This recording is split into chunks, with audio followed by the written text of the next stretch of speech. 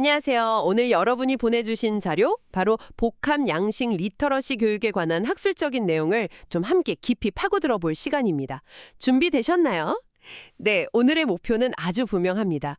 단순히 글자를 읽고 쓰는 능력을 넘어서요. 이미지, 소리, 영상 같은 다양한 요소들이 막 뒤섞인 요즘 세상 있잖아요. 거기서 정보를 제대로 이해하고 또 소통하는데 꼭 필요한 이 복합 양식 리터러시, 이게 도대체 뭐냐? 그리고 이게 지금 여러분께 왜 중요하냐? 이걸 명확하게 짚어보는 거죠. 의미를 만드는 가장 기본적인 단위인 기호부터 시작해서요. 여러 기호가 섞이는 복합 양식성, 또 같은 내용을 다르게 표현하는 다중표상, 그리고 이 모든 걸 아우르는 디자인이라는 개념까지. 꽤 흥미로운 이야기가 될 것 같습니다. 자, 바로 시작해보죠. 확실히 요즘에는 정보를 글자만으로 접하는 경우는 거의 없는 것 같아요. 그쵸. SNS 잠깐만 봐도 글 옆에 바로 사진이나 영상이 붙어 있고, 뭐 웹사이트는 말할 것도 없고요. 그쵸. 그러니까 글만 잘 읽는다고 해서 이 모든 걸 다 이해한다, 이렇게 말하기는 좀 어려운 시대가 된 것 같아요. 바로 그겁니다. 언어 말고도 뭐 시각적인 요소, 때로는 막 소리까지 이런 다양한 양식들이 어떻게 서로 어우러져서 우리가 받아들이는 의미를 만들어내는지 이걸 알아야 할 필요성이 커진 거죠. 네, 바로 그 점인데요. 이런 소통 환경의 변화가 사실 텍스트 위주로 학습하고 정보를 처리하는 데 좀 익숙했던 우리한테는 생각보다 큰 도전이에요. 아, 도전이다. 네, 글이 아닌 다른 요소들, 예를 들어 이미지나 뭐 소리 같은 게 결합된 정보를 딱 접했을 때 그 안에 숨겨진 의미를 놓치거나 아니면 반대고 내가 뭔가를 표현할 때 이런 다양한 양식들을 효과적으로 잘 못 쓰는 경우가 많다는 거죠. 그렇죠. 저도 그럴 때가 많은 것 같아요. 바로 이 지점에서 복합 양식 리터러시, 그러니까 멀티모달 리터러시 교육의 중요성이 확 부각되는 겁니다. 단순히 정보를 뭐 해독한다 이걸 넘어서서요. 다양한 양식에 담긴 메시지를 좀 비판적으로 분석하고 나아가서 자기 목적에 맞게 창의적으로 조합해서 효과적으로 소통하는 능력, 이게 이제 핵심 역량이라고 할 수 있겠습니다. 그럼 이 복합 양식 리터러시라는 게 어찌 보면 좀 복잡하게 들릴 수도 있는데 어디서부터 좀 풀어가면 좋을까요? 자료말서는 가장 기본적인 단위, 바로 기호 이야기부터 시작하더라고요. 네, 맞습니다. 기호요. 보통 기호하면 뭔가 특별한 마크나 상징을 떠올리잖아요.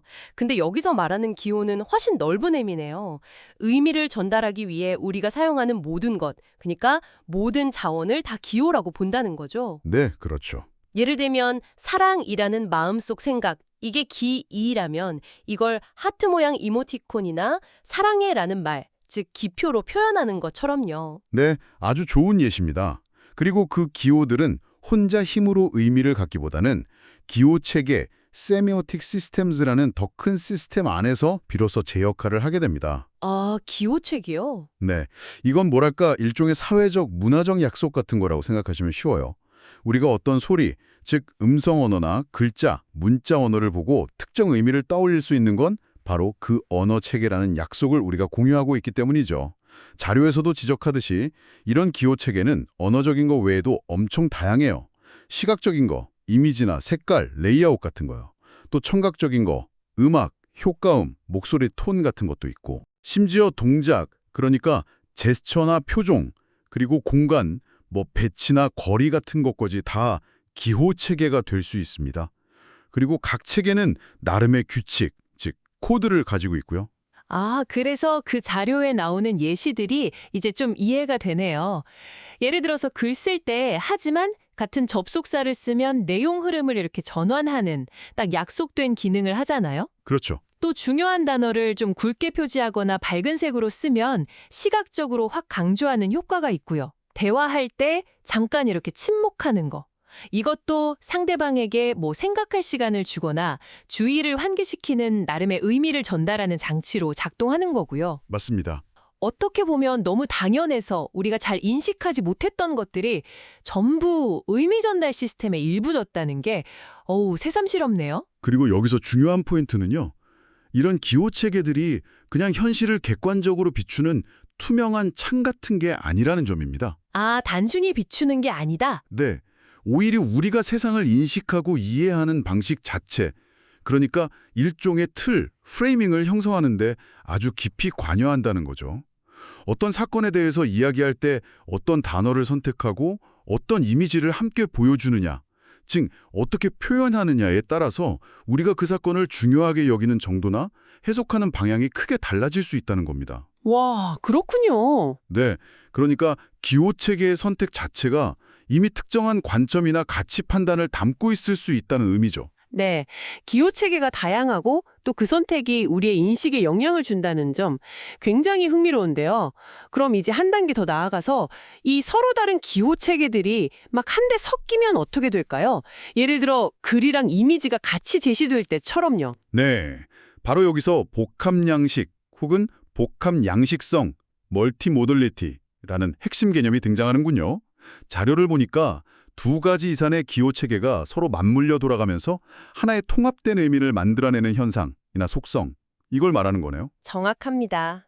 우리가 뭐 매일같이 보는 웹페이지나 프레젠테이션 슬라이드 한번 떠올려 보세요. 네, 그렇죠.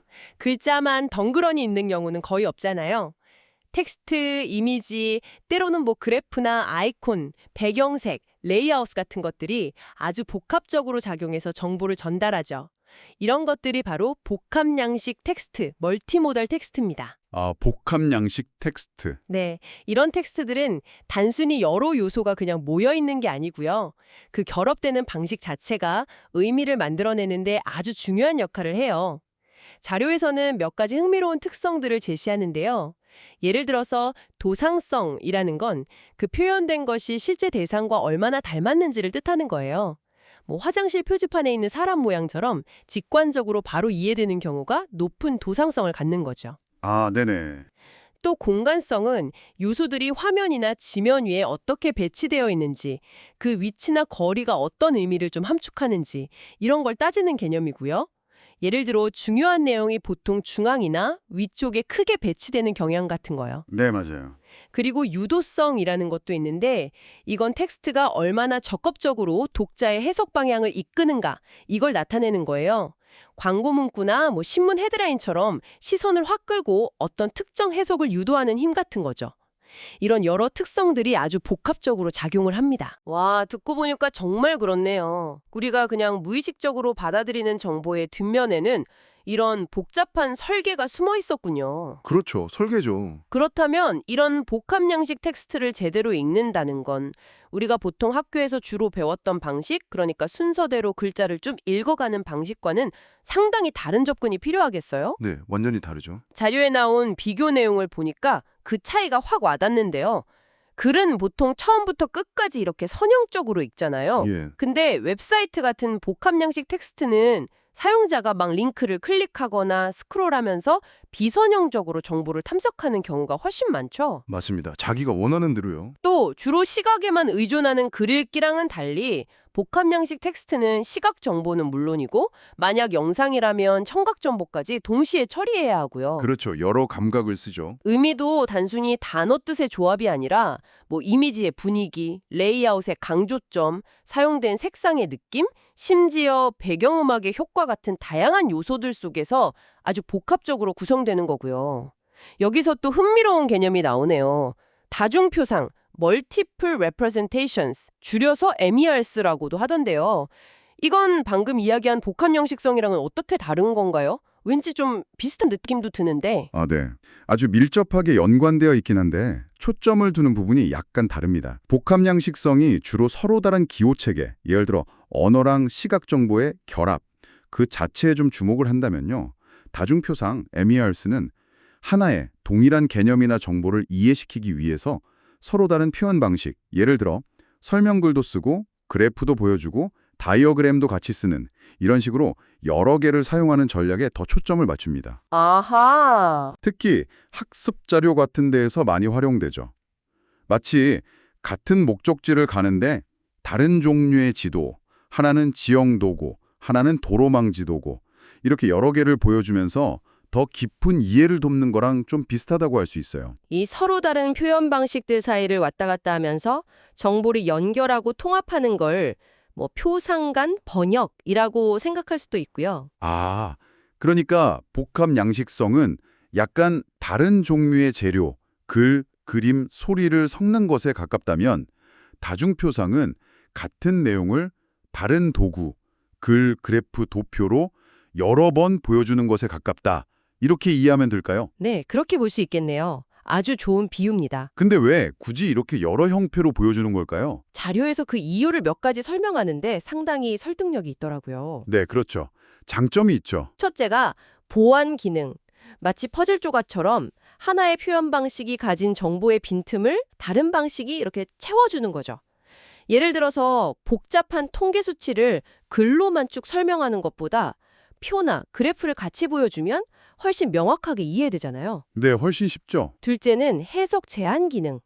어떤 개념이 좀 모호하거나 여러 의미로 해석될 여지가 있을 때 다른 형태의 표현을 통해서 그 의미를 좀 더 명확하게 딱 잡아주는 역할을 한다는 거고요. 맞아요. 오해를 줄여주죠. 셋째, 이게 제가 보기엔 가장 중요해 보이는데 깊은 이해 구축 기능이요. 단순히 정보를 여러 번 보는 게 아니라 서로 다른 표현 방식, 예를 들어 글과 공식, 그림 같은 걸 연결하고 비교하는 과정에서 학습자 스스로 더 추상적인 원리를 파악하고 개념 간의 관계를 더 깊이 이해하게 된다는 거군요. 네, 그렇습니다. 그게 핵심적인 목표죠. 하지만 여기서 좀 주의할 점이 있어요. 함정이라고 할까요? 함정이요. 네. 단순히 여러 표현 방식을 그냥 나열한다고 해서 저절로 학습 효과가 뿅 하고 나타나는 건 아니라는 점입니다. 학습자가 이 다른 표현들 사이의 연결고리를 아주 적극적으로 찾고 정보를 통합하려는 노력을 해야 비로소 효과가 발휘돼요. 아, 그냥 보여주기만 하면 안 되는군요. 그렇죠. 만약에 각 표현 방식의 형태가 너무 다르거나 이게 서로 어떻게 관련되는지 명확한 단서가 부족하다면 학습자는 오히려 혼란을 느끼고 인지적으로 부담만 느낄 수 있어요. 마치 서로 다른 언어로 된 설명서를 아무런 번역가에도 없이 그냥 받은 것과 같은 거죠. 와, 비유가 확 와닿네요. 그래서 때로는 명시적인 안내, 예를 들어서 자, 이 그래프는 본문 중에 이 부분을 시각화한 것입니다. 와 같은 설명이 필요할 때가 많다는 겁니다. 그렇군요. 단순히 정보를 막 던져주는 것만으로는 부족하고 학습자가 그 정보들을 잘 엮을 수 있도록 돕는 장치가 필요하다. 이런 말씀이시네요. 네, 맞습니다. 이런 고민이 자연스럽게 디자인이라는 개념으로 확장되는 것 같아요. 우리가 보통 생각하는 예쁘게 꾸미는 것과는 좀 차원이 다른 훨씬 근본적인 의미의 디자인을 말하는 것 같은데요. 네, 맞습니다. 이 맥락에서 디자인이란 건요, 단순히 심미적인 부분, 예쁘게 만드는 걸 넘어서 특정한 소통 목적을 효과적으로 달성하기 위해서 사용 가능한 기호 자원들 있잖아요. 언어, 이미지, 소리, 레이아웃 이런 것들이요. 이것들을 아주 의식적으로 선택하고 조합해서 의미를 적극적으로 구성하고 표현하는 그 모든 과정을 포괄하는 개념입니다. 아, 과정 전체군요. 네, 다른 사람이 만든 복합 양식 텍스트, 예를 들어 웹사이트나 광고 같은 걸 비판적으로 분석하고 이해하는 소비자로서의 측면도 있고요. 또 내가 직접 메시지를 효과적으로 전달하기 위해서 복합 양식 텍스트를 기획하고 만들어내는 생산자로서의 측면, 이 양쪽 모두에서 이 디자인 능력이 요구되는 거죠. 그리고 이 디자인을 잘 해내려면 두 가지 핵심 역량이 필요하다고 자료에서 강조를 하네요.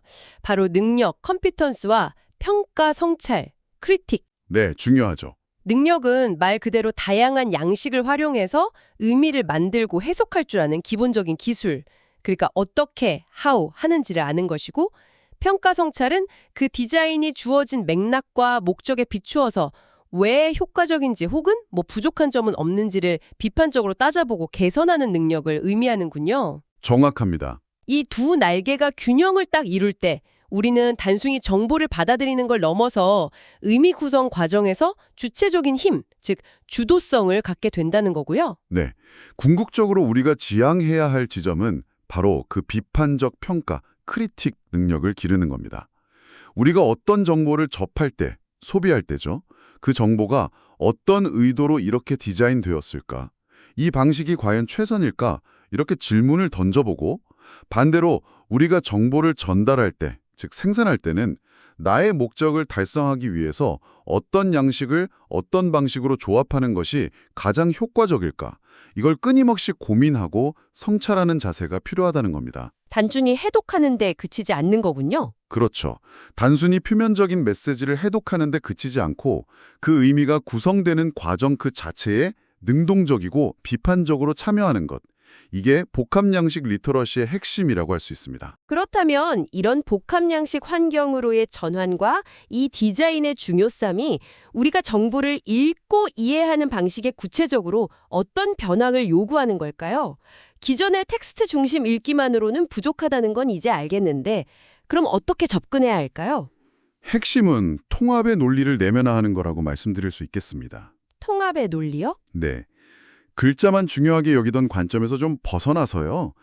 의미 형성에 기여하는 모든 기호 요소들, 그러니까 이미지, 소리, 레이아웃, 색깔 같은 것들을 동등하게 인식하고 그 요소들 간의 상호작용과 관계를 통합적으로 파악하려는 노력이 필요하다는 거죠. 자료에서 제시된 내용을 보면 복합양식 텍스트를 아주 능숙하게 읽는 사람들은 다양한 전략을 사용해요. 예를 들어서 글과 그림이 서로 어떻게 연결되는지 혹은 서로 다른 이야기를 하고 있지는 않은지 그 관계를 분석하고요. 아, 관계를 분석하는군요. 네. 또 특정 장르, 예를 들어 뉴스 기사나 광고, 교과서 같은 것들이 흔히 사용하는 복합양식 패턴을 이해하고 예측하면서 읽습니다. 그리고 텍스트 안에 있는 여러 단서들을 연결할 뿐만 아니라 자신의 사전 지식이나 다른 경험과 연결 지으면서 아주 적극적으로 의미를 재구성해 나가죠. 반면에 경험이 좀 부족한 독자들은 익숙한 글 읽기 방식에만 매달리거나 글과 그림의 내용이 조금만 달라도 막 혼란스러워하거나 아니면 그냥 어느 한쪽을 무시해버리기 쉽다는 거군요. 네, 그런 경향이 있죠. 또 이미지의 구도나 색감, 레이아웃의 변화가 전달하는 미묘한 뉘앙스 같은 건 놓치고 그냥 가장 눈에 띄는 정보만 피상적으로 받아들일 수도 있고요. 아, 복합양식 리터러시 교육이 단순히 새로운 기술 교육이 아니라 정보 이해의 깊이와 비판적 사고 능력을 키우는데 왜 중요한지 다시 한번 생각하게 되네요. 네, 바로 그렇습니다. 네, 오늘은 리터러시의 가장 기본 단위인 기호에서 출발해서 다양한 기호 체계의 결합인 복합 양식성, 또 같은 정보를 다른 방식으로 표현하는 다중표상, 그리고 이 모든 것을 아우르는 디자인과 주도성의 문제까지 꽤 깊고 넓은 영역을 함께 탐색해 보았습니다. 오늘 저희가 나눈 이야기, 이 복합 양식 리터러시는 결코 추상적인 학문적 개념에만 머무르지 않습니다. 여러분이 매일 마주하는 웹사이트, SNS 피드, 업무용 프레젠테이션, 심지어 길거리 광고판까지 이 모든 정보 환경을 제대로 읽어내고 또 효과적으로 자신을 표현하는 데 필요한 핵심적인 능력과 직결되어 있죠. 그렇죠. 실생활 능력인 거죠. 네. 더 현명한 정보 소비자가 되고 더 설득력 있는 소통자가 되기 위한 기본 소양인 셈입니다. 오늘 논의를 딱 한 문장으로 요약하자면 의미는 더 이상 글자에만 있지 않다는 것입니다. 언어, 이미지, 소리, 공간 배치 같은 다양한 요소들이 서로 영향을 주고받으면서 여러 겹의 의미를 함께 엮어냅니다. 복합양식 리터러시를 갖춘다는 것은 바로 이 다층적인 의미 구조를 해독하는 능력을 넘어서서 그 표현 방식 뒤에 숨겨진 왜, 즉 그렇게 디자인된 의도와 목적까지 비판적으로 읽어낼 수 있는 힘을 기르는 것을 의미합니다. 마지막으로 여러분께 생각해 볼 질문 하나를 던져드리고 싶습니다. 최근에 인공지능 AI가 텍스트는 물론이고 이미지, 오디오, 비디오까지 아주 정교한 복합 콘텐츠를 스스로 생성하는 수준에 이르렀습니다. 네, 정말 놀랍죠. 네. 이런 시대에 우리가 오늘 이야기 나눈 디자인과 주도성이라는 개념은 과연 어떻게 제정이 되어야 할까요? 콘텐츠를 만든 주체가 인간이 아닐 수도 있는 상황에서 우리는 AI가 생성한 메시지와 그 안에 담겼을지도 모를 어떤 편향성이나 의도를 어떻게 비판적으로 분별하고 평가해야 할까요? 아마도 이것이 앞으로 우리가 더 깊이 고민하고 탐색해야 할 중요한 화두가 아닐까 싶습니다. 오늘 저희와 함께해 주셔서 감사합니다. 다음에 또 흥미로운 주제로 여러분을 찾아뵙겠습니다. 요즘 세상에 글자만으로는 뭔가 부족하다는 생각 다들 해보셨죠? 어떻게 하면 이 넘쳐나는 정보들을 더 똑똑하게 읽고 또 나만의 메시지를 효과적으로 만들어낼 수 있을까요? 오늘 그 비밀, 바로 복합양식 리터러시에 대해 알아보겠습니다. 자, 이 질문부터 한번 시작해보죠. 우리가 매일 보는 그 수많은 이미지, 영상, 인포그래픽 속에서 과연 글만으로 모든 의미가 충분히 전달될 수 있을까요? 지금 당장 스마트폰 켜서 SNS 피드 한번 쓱 내려보세요. 글도 있고 사진도 있고 웃긴 짤에 영상, 심지어 배경음악까지. 와, 정말 정신없죠? 이 모든 게 막 뒤섞여서 하나의 메시지를 만들잖아요. 이게 바로 우리가 매일 마주하는 아주 풍부하면서도 때로는 좀 복잡한 정보 환경입니다. 자, 그럼 이렇게 복잡한 정보들을 어떻게 좀 제대로 뜯어볼 수 있을까요? 마치 언어의 DNA를 분석하듯이 의미를 만드는 가장 작은 단위부터 한번 파헤쳐 보겠습니다. 모든 의미의 시작점은요, 바로 기호라는 거예요. 사과라고 쓰인 글자뿐만 아니라 빨간 신호등을 보고 아, 멈춰야지 하는 거나 친구가 보낸 엄지척 이모티콘 보고 좋다는 뜻이구나 하는 거 전부 다 기호라고 할 수 있습니다. 근데 이 기호들이 막 제멋대로 흩어져 있는 게 아니에요. 일종의 규칙, 그러니까 문법 같은 게 있거든요. 이걸 기호 체계라고 부르는데요. 쉽게 말해서 시각 언어, 청각 언어, 동작 언어 이렇게 각기 다른 소통 도구 상자가 있다고 생각하시면 돼요. 이 표 한번 보실래요? 우리가 그냥 말이나 글이라고 생각했던 거 말고도 소통 방식이 정말 다양하죠. 예를 들어서 저기 공간 체계를 보면요. 사람들 사이의 거리, 그러니까 얼마나 가깝게 서 있느냐가 둘의 관계를 보여주는 중요한 기호가 된대요. 와, 진짜 신기하지 않아요? 자, 지금까지는 악기 하나하나를 따로 살펴본 셈이에요. 그럼 이제 이 악기들이 다 같이 모여서 하나의 멋진 오케스트라처럼 풍성한 의미를 만들어낼 때 과연 어떤 일이 벌어지는지 한번 알아볼까요? 네, 바로 복합 양식이 오늘의 주인공입니다. 우리가 맨날 보는 유튜브 영상이나 카드 뉴스 이거 딱 떠올리시면 돼요. 글, 이미지, 소리가 착착 결합해서 엄청 강력한 메시지를 만들어내잖아요. 그게 바로 복합 양식이라는 겁니다. 이 표를 보시면요. 복합 양식의 스펙트럼이 쫙 펼쳐져 있어요. 왼쪽 끝에 있는 글자만 빼곡한 책에서부터 오른쪽 끝에 있는 영화로 갈수록 점점 더 많은 감각을 동원하게 되고 당연히 의미도 훨씬 더 복잡하고 풍부해지는 거죠. 여기서 진짜 중요한 차이점이 뭐냐면요. 정적이냐 아니면 동적이냐 하는 거예요. 예를 들어 만화책은 내가 원하는 속도로 넘겨볼 수 있잖아요. 근데 영상은 어때요? 정해진 시간에 맞춰서 정보가 훅훅 지나가죠. 그러니까 메시지를 받아들이는 방식 자체가 완전히 달라지는 거예요. 아니 근데 왜 굳이 이렇게 여러 가지를 섞어 쓰는 걸까요? 이게 왜 더 효과적인 학습 방법이 될 수 있는지 그 비밀을 한번 파헤쳐보죠. 정답은 바로 다중표상이라는 개념에 있습니다. 말이 좀 어려운데 아주 간단해요. 예를 들어서 세계 인구 증가에 대해 그냥 글로만 줄줄 설명하는 것보다 옆에 성장 그래프를 탁 보여주면 어때요? 훨씬 더 직관적으로 확 와닿잖아요. 바로 그 원리입니다. 이 과정이 어떻게 작동하냐면요. 보통 3단계를 거쳐요. 첫째, 이미지가 글에 없는 새로운 정보를 보완해주고요. 둘째, 반대로 글이 이미지의 애매한 부분을 제약해서 뜻을 분명하게 만들어줘요. 그리고 마지막으로 이 둘이 힘을 합쳐서 훨씬 더 깊고 추상적인 이해, 즉 심화를 이끌어내는 거죠. 이야, 정말 완벽한 팀플레이 아닌가요? 자, 이제 정말 중요한 이야기로 넘어가 볼게요. 관점을 한번 싹 바꿔보는 거예요. 우리가 언제까지 정보만 받아들이고 있을 순 없잖아요. 우리 스스로가 의미를 만들어내는 창작자가 되려면 과연 어떻게 해야 할까요? 이때 필요한 게 바로 디자인 능력입니다. 물론 여기서 디자인은 예쁘게 그림 그리는 것만을 말하는 게 아니에요. 친구한테 카톡 보낼 때 어떤 이모티콘을 쓸지, 발표 자료에 어떤 사진을 넣어야 내 주장이 더 잘 전달될지 이렇게 고민하는 모든 과정이 바로 의도를 가지고 의미를 디자인하는 행위인 거죠. 이게 바로 미숙한 독자와 능숙한 독자를 가르는 결정적인 차이점이에요. 미숙한 독자는 숲은 못 보고 나무 하나하나에만 집착해요. 글이랑 그림이 조금만 안 맞아도 막 헷갈려 하고요. 하지만 능숙한 독자는 마치 탐정처럼 흩어져 있는 단서들, 그러니까 모든 요소들 사이에 연결고리를 찾아내서 전체적인 큰 그림을 읽어냅니다. 결국 이게 바로 오늘날 읽고 쓸 줄 안다, 즉 리터러시의 새로운 의미가 되는 겁니다.